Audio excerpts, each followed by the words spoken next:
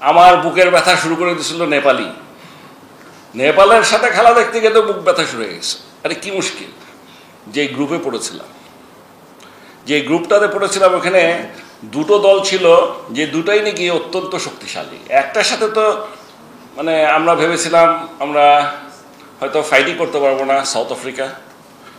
আর শ্রীলঙ্কার সাথে it will be very tough, 50-50, হেরেও যেতে পারি, জিততেও পারি। এটা হলো আমাদের ধারণা ছিল। এটা কিন্তু আরো বেশি হয়েছে because of the new players that we have included. একটা জিনিস আমরা আগের থেকেই জানতাম যে রিশাদকে খেলাবেই, আর রিশাদ যে আন্তর্জাতিক পর্যায়ে গিয়ে কি করতে পারে আমাদের কোনো ধারণাই ছিল না। তানজিদ সাকিব যেমন ও খেলবে কিনা এটা কিন্তু খেলার কথা না।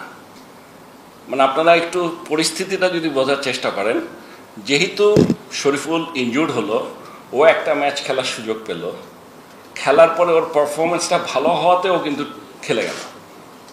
So this is one. Now এখন যদি আপনারা বলেন সেই দিক দিয়ে যদি আপনি চিন্তা করেন এবং পাশাপাশি যদি চিন্তা করেন যে এই টুর্নামেন্টটা was not like any other tournament for others also, তাহলে আমরা না, এই টুর্নামেন্টের আগে কেউ চিন্তা করতে পারে নাই যে পাকিস্তান, শ্রীলঙ্কা, নিউজিল্যান্ডের মতো দল সেকেন্ড রাউন্ডেই যেতে পারবে না। এটা কেউ চিন্তা করেনি, ঠিক আছে? এই টুর্নামেন্টের আগে কেউ চিন্তা করি নাই আমরা যে অস্ট্রেলিয়া সেমিফাইনাল খেলতে পারবে না।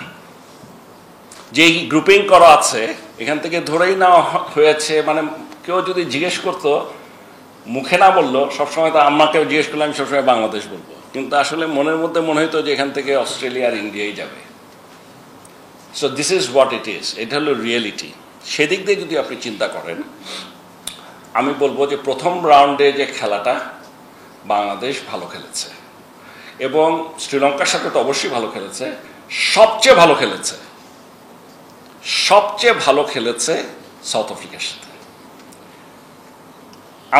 আমার মনে হয়েছে যে সাউথ আফ্রিকার সাথে ম্যাচটা বাংলাদেশ সবচেয়ে ভালো খেলেছে এবং আমরা সবসময় জিতার মতোই ছিল, এই ম্যাচ হারার কথা না, ঠিক আছে?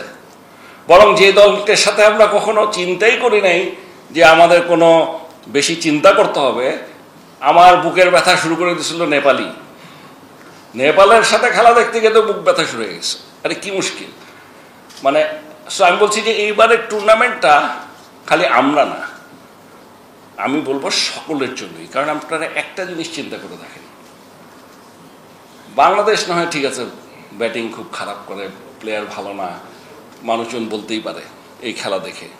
আমরা নিউ ইয়র্কে খেলেছি, আমরা যে মাঠে খেলেছি ওই মাঠে ইন্ডিয়াও কিন্তু 120ও করতে পারেনি, পাকিস্তান 115ও করতে পারে। আর সেন্ট ভিনসেন্টে আমরা যেই উইকেটে খেলেছি সেই উইকেটে সাউথ আফ্রিকা নেপালের সাথে 1 রানে জিতেছে, 1 রানে। এইটা কি সব দল খারাপ হয়ে গেল? না, কিছু একটা আছে যেটা নিয়ে আমি এখন কমেন্ট করতে চাই না,